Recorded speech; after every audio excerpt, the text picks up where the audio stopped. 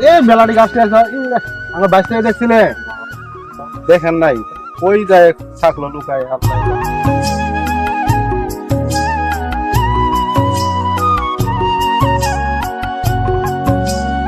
আসসালামু আলাইকুম। ওয়ালাইকুম সালাম।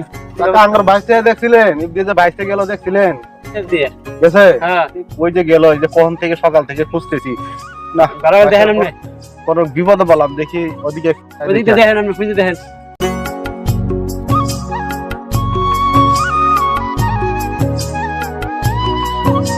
কাকু কি করেন গো ক্ষেত নিয়ে যাচ্ছেন নাকি? কেন নিয়ে দিছি কাকু?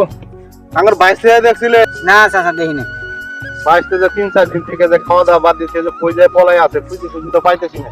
দেখেন বালায় খুঁজে দেখেন। কি একটা মুসিবতে পড়লাম তো ভালো লাগতেছে না।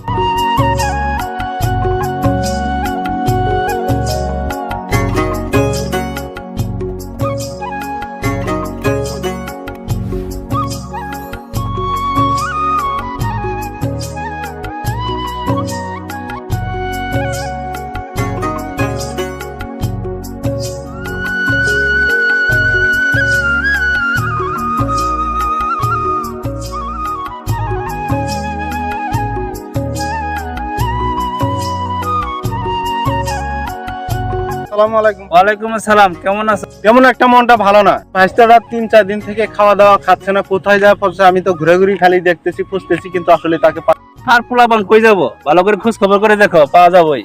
আমি তো অনেক জায়গায় খুঁজে দেখলাম, ওই যে ওই পাশে গেছিলাম ওই কাকারে জিজ্ঞাসা করলাম কিন্তু আসলে খুঁজে তো পাচ্ছি। চলো তোমার সঙ্গে আমিও দেখি দেখি কোথায় আছে। বলেন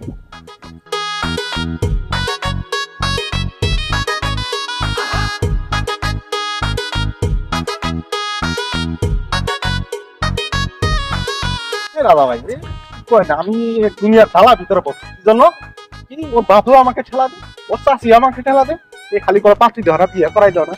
কিন্তু আসলে কি ছেলেটার বয়স বেশি হয়ে গেছে, এখন আমি কোন দিকে যাব? না আসলে অনেক বড় সমস্যায় আপনি পড়ছেন।